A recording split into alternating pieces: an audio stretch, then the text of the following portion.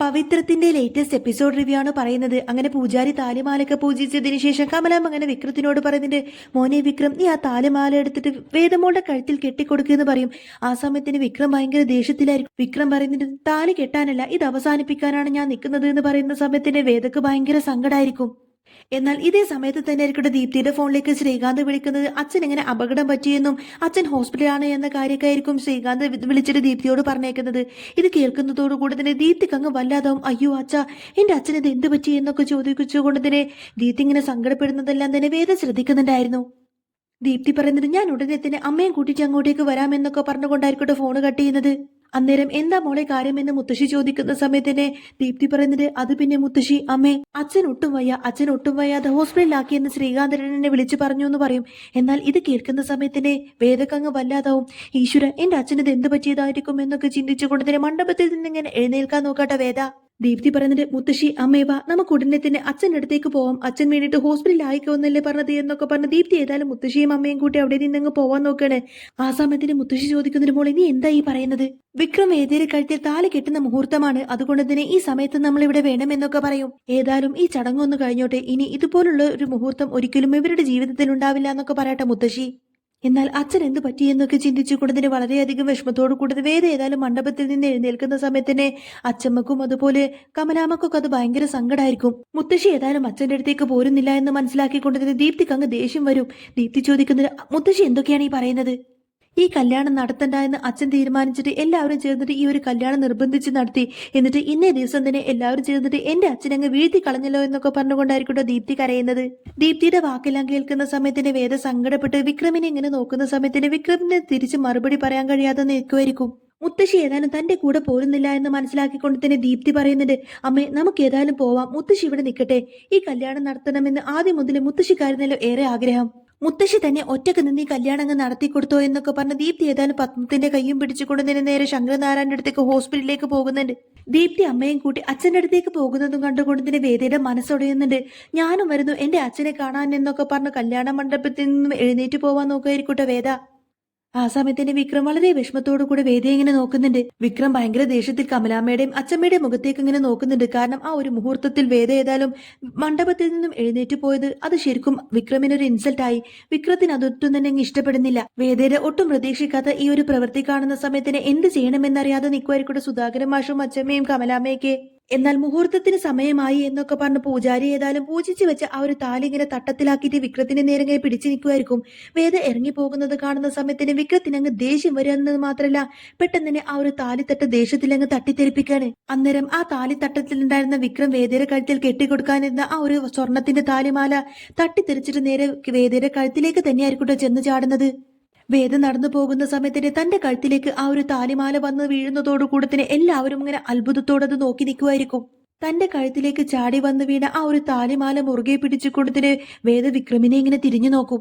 വിക്രത്തിനും ശരിക്കതൊരു ഷോക്കായിരിക്കും. അതിന്റെ ആ ഒരു അമ്പരപ്പ് മാറാതെ വിക്രം ഏതായാലും വേദയുടെ അടുത്തേക്ക് നടന്നു വരുന്നുണ്ട്. ആ സമയത്തിന് വേദ ആ ഒരു താലിമാല മുറുകെ പിടിച്ചുകൊണ്ട് തന്നെ വിക്രത്തിനെ നോക്കുമായിരിക്കും. രണ്ടുപേരും പരസ്പരം ഇങ്ങനെ നോക്കി നിൽക്കുകയാണ്. കാരണം രണ്ടുപേർക്കും ഒട്ടും വിശ്വസിക്കാത്ത, ഒട്ടും തന്നെ പ്രതീക്ഷിക്കാത്ത ഒരു കാര്യമല്ല ജീവിതത്തിൽ സംഭവിച്ചേക്കുന്നത്. താലികെട്ടൽ ചടങ്ങിന്റെ അതേ മുഹൂർത്തത്തിൽ തന്നെ കൊട്ടും കുറവയും ആഘോഷങ്ങളൊക്കെ ആയിട്ട് നടത്തേണ്ട ആ ഒരു താലിമാല ഏതായാലും കൃത്യസമയത്തിന്റെ വിക്രത്തിന്റെ കയ്യിൽ നിന്ന് വേദയുടെ കഴുത്തിലേക്ക് വന്ന് വീഴുന്നതും കണ്ടുകൊണ്ട് തന്നെ മുത്തശ്ശിയും കമലമ്മയും മാഷൊക്കെ ഭയങ്കര സന്തോഷത്തിലായിരിക്കും. എന്നാൽ എത്ര തട്ടിക്കളയാൻ നോക്കിയാലും തനിക്ക് വിധിച്ച പെണ്ണ് തന്നെയാണ് വേദ എന്നൊക്കെ ചിന്തിച്ചുകൊണ്ട് തന്നെ വിക്രം ഒട്ടും വിശ്വസിക്കാൻ കഴിയാതെ വേദയുടെ താലിമാലയിലേക്ക് തന്നെ നോക്കുന്നുണ്ട്. എന്നാൽ ഇതെല്ലാം കാണുന്ന സമയത്തിന് മുത്തശ്ശി ഇങ്ങനെ സന്തോഷത്തോടു കൂടി തന്നെ വിളിച്ചു പറയുന്നുണ്ട്, ഇനി ആരൊക്കെ തന്നെ തട്ടിത്തെറിപ്പിക്കാൻ നോക്കിയാൽ പോലും ഇവന്റെ കൈ കൊണ്ട് ഇവളുടെ കഴുത്തിലേക്ക് കിട്ടിയ താലി അതിനി ഒരിക്കലും അവിടെ നിന്നും മറ്റുപോവില്ല. അച്ചമ്മയുടെ വാക്ക് കേൾക്കുന്ന സമയത്തിന് വിക്രമും വേദയും പരസ്പരം ഇങ്ങനെ അത്ഭുതത്തോട് നോക്കി നിൽക്കുന്ന സമയത്തിന് അച്ചമ്മ വീണ്ടും പറയുന്നുണ്ട്, മോളെ ഞാൻ പറഞ്ഞില്ലേ നിന്നോട്, നിങ്ങളെ രണ്ടുപേരെയും തമ്മിൽ ഒന്നിപ്പിച്ചത് മനുഷ്യരല്ല, ഉമാമഹേശ്വരനാണ്. ഇപ്പോഴിതാ ഇങ്ങനൊരു സാഹചര്യം വന്നപ്പോൾ പോലും ഭഗവാൻ അതിന് സാക്ഷിയായിട്ട് നിങ്ങൾക്ക് ആ തെളിവ് സഹിതം കാണിച്ചു തന്നിരിക്കുന്നു. ഇനി ഏതായാലും നിങ്ങളെ പിരിക്കാൻ ആരെ കൊണ്ട് സാധിക്കില്ല, ഇതെല്ലാം ദൈവത്തിന്റെ തീരുമാനമാണ് എന്നൊക്കെ പറഞ്ഞ് മുത്തശ്ശി ഭയങ്കര സന്തോഷത്തിൽ നിൽക്കുന്ന സമയത്തിന് പൂജാരി പറയുന്നത്, ഏതായാലും കൃത്യസമയത്ത് കൃത്യമുഹൂർത്തത്തിൽ തന്നെ വേദമോളുടെ കഴുത്തിൽ താലി വീണിരിക്കുന്നു. അതുകൊണ്ട് തന്നെ ഇനി ഒരു താലികെട്ടിന്റെ ആവശ്യമില്ല, ഭഗവാൻ തന്നെ നേരിട്ട് ഈ കുട്ടിയുടെ കഴുത്തിലേക്ക് താലി വീഴ്ത്തി തന്നതാണെന്നൊക്കെ പറയട്ടോ പൂജാരി, ഈ താലി പൊട്ടിച്ചെറിയാൻ ആർക്കും തന്നെ അവകാശമില്ല. എല്ലാവരെയും കൺകുളിർപ്പിക്കുന്ന, എല്ലാവരെയും അത്ഭുതപ്പെടുത്തുന്ന ഈ ഒരു കാഴ്ച അത് അപൂർവങ്ങളിൽ അപൂർവം മാത്രമാണ്. ഭഗവാനായിട്ട് ഒന്നിപ്പിച്ചതാണ് നിങ്ങളെ. അതുകൊണ്ട് തന്നെ ഇനി ഒരു ശക്തിക്കും നിങ്ങളെ പിരിക്കാനാവില്ല. അതിന്റെ തെളിവ് തന്നെയാണ് അയാളുടെ കൈകൊണ്ട് തന്നെ മോളുടെ കഴുത്തിലേക്ക് ആ താലി വന്ന് വീഴിപ്പിച്ചത്. ഇതിപ്പോ ഏതായാലും താലി കെട്ടിയതിന് തുല്യം തന്നെയാണ്. ഇനി ഏതായാലും വിക്രം ആ സിന്ദൂരം എടുത്തിട്ട് മോളുടെ നെറ്റിയിൽ അങ്ങ് ചാർത്തി കൊടുക്കുമെന്ന് പറയും. പൂജാരിയുടെ വാക്ക് കേൾക്കുന്ന സമയത്തിന് വിക്രമും വേദയും പരസ്പരം ഇങ്ങനെ നോക്കി നിൽക്കായിരിക്കും. ആ സമയത്തിന് കമലാമ്മ പറഞ്ഞിട്ട് അത് വാങ്ങിക്കുമോനെ, എന്നിട്ട് വേദമോളുടെ നെറ്റിയിൽ ചാർത്തി കൊടുക്കുമെന്ന് പറയും. അങ്ങനെ വിക്രം ആ ഒരു സിന്ദൂരം എടുത്തിട്ട് വേദിയുടെ നെറ്റത്തേക്ക് ഇങ്ങനെ ചാർത്തി കൊടുക്കാൻ നോക്കുന്ന സമയത്തായിരിക്കും ശങ്കരനാരായണൻ അങ്ങോട്ടേക്ക് വരുന്നത്. അച്ഛനെ കാണുന്ന സമയത്തിന് വേദക്ക് ഭയങ്കര സങ്കടമായിട്ട് അച്ഛ എന്നൊക്കെ വിളിക്കും. ആ സമയത്തിന് ശങ്കരനാരായണൻ പറയുന്നുണ്ട്, മോള് വിഷമിക്കൊന്നും വേണ്ട, അച്ഛന് യാതൊരു കുഴപ്പമില്ല, ഞാനൊന്ന് സ്റ്റെപ്പ് തന്നെ വീണു, അല്ലാതെ എനിക്കൊരു പ്രശ്നമില്ല. ഈ ഒരു ചടങ്ങ് കാണാൻ വേണ്ടിയിട്ടുള്ള വേദമോളുടെ അടുത്തേക്ക് അച്ഛൻ ഓടി വന്നത് എന്നൊക്കെ ഇങ്ങനെ ശങ്കരനാരായണൻ പറയുന്ന സമയത്തിന് വേദക്ക് സന്തോഷം കൊണ്ട് കണ്ണു നിറയുന്നുണ്ട്. വേദ പറയുന്നുണ്ട്, ഞാൻ ആകെ പേടിച്ചു പോയി അച്ഛ എന്ന് പറയുന്ന സമയത്തിന് സാരമില്ല മോളെ എന്ന് പറയാട്ടോ. ശങ്കരനാരായണൻ ഇങ്ങനെ വിക്രത്തിനെ നോക്കുന്ന സമയത്തിന് മുത്തശ്ശി പറയുന്നുണ്ട്, നിനക്കറിയാമോ ശങ്കര, നിന്നെ കാണണം എന്നൊക്കെ പറഞ്ഞ് വേദമോൾ മണ്ഡപത്തിൽ നിന്നും ഇറങ്ങി വരുമായിരുന്നു.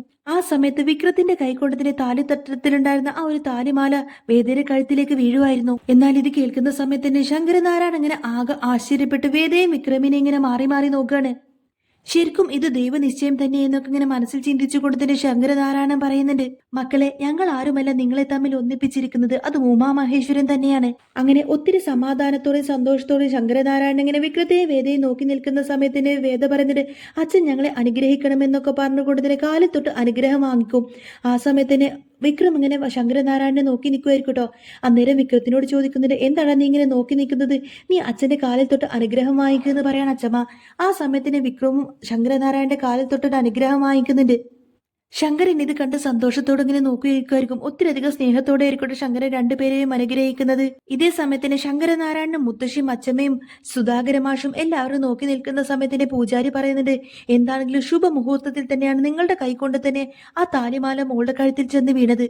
അത് ഭഗവാന്റെ നിശ്ചയപ്രകാരം സംഭവിച്ചതാണ്. അതുകൊണ്ട് ഇനിയും ഭഗവാനെ പരീക്ഷിക്കാൻ നിൽക്കണ്ട, ഇനി പറഞ്ഞതനുസരിക്കൂ എന്നൊക്കെ പറഞ്ഞ് ആ ഒരു സിന്ദൂരം കാണിച്ചു കൊടുക്കുന്ന സമയത്തിന് വിക്രം അതിൽ നിന്ന് കുറച്ച് സിന്ദൂരം എടുത്തുകൊണ്ട് തന്നെ വേദിയുടെ നെറ്റിയിൽ ചാർത്തി കൊടുക്കുന്നുണ്ട്.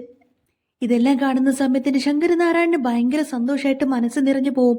എന്നിട്ട് വേദിയുടെ കൈ പിടിച്ച് വിക്രത്തിന്റെ കയ്യിലേക്ക് വെച്ച് കൊടുക്കുന്നുണ്ട് ശങ്കരനാരായണൻ. എന്നിട്ട് പറഞ്ഞിട്ട്, എന്റെ പൊന്നു മോളെ, ഞാൻ നിന്നെ ഏൽപ്പിക്കാണ്, ജീവിതാവസാനം വരെ എന്റെ മോളെ കരയിപ്പിക്കാതെ നീ ഈ കൈ ചേർത്ത് പിടിക്കണം, ഒരിക്കലും നീ ഇവളെ വിട്ടുകളയരുത് എന്നിങ്ങനെ ശങ്കരനാരായണൻ അപേക്ഷിക്കുന്നത് പോലെ സംസാരിക്കുന്നത് കേൾക്കുന്ന സമയത്തിന് വിക്രം ഒന്നും മിണ്ടാതെ വേദയത്തിനെ ഇങ്ങനെ നോക്കി നിൽക്കും. വേദക്ക് ഭയങ്കര സന്തോഷമായിരിക്കട്ടെ, കാരണം വേദ ആഗ്രഹിക്കുന്നതിലും അപ്പുറമായിരിക്കും വേദയുടെ ജീവിതത്തിൽ സംഭവിച്ചേക്കുന്നത്. ചടങ്ങെല്ലാം കാണുന്ന സമയത്തിന് മുത്തശ്ശിക്കും അച്ചമ്മക്കും സുധാകരൻ മാഷിനും കമലമ്മക്കും ശ്രീജേടത്തിക്കും അങ്ങനെ എല്ലാവർക്കും ഭയങ്കര സന്തോഷമായിരിക്കും. എന്നാൽ ഇതെല്ലാം കണ്ടിട്ട് ഒട്ടും തന്നെ സഹിക്കാൻ കഴിയുന്നില്ലട്ടെ നന്ദിനി ഇങ്ങനെ മനസ്സിൽ പറഞ്ഞിട്ട്, അല്ലെങ്കിലും എപ്പോഴും ഇങ്ങനെ തന്നെയാണ്, അവസാനം വെച്ചിട്ട് എപ്പോഴും അവൾക്കായിരിക്കും ജയം. എന്തിനാ ദൈവമേ അവളുടെ ജീവിതത്തിൽ മാത്രം ഇങ്ങനെ സന്തോഷം കൊടുക്കുന്നത്? എന്റെ പ്രതീക്ഷകളൊക്കെ പോയി, ഇനി അവൾ ഈ അധികാരം വെച്ച് വീട്ടിലേക്കെങ്ങാനും കയറി വന്ന പിന്നെ തീർന്നു എന്റെ സ്ഥാനം എന്നൊക്കെ ചിന്തിച്ചുകൊണ്ട് തന്നെ ആകെ ദേഷ്യത്തിൽ ഇങ്ങനെ നോക്കി നിൽക്കുന്ന നന്ദിനിയെ കാണിച്ചുകൊണ്ടാണ് കേട്ടോ എപ്പിസോഡ് പൂർണ്ണമാവുന്നത്.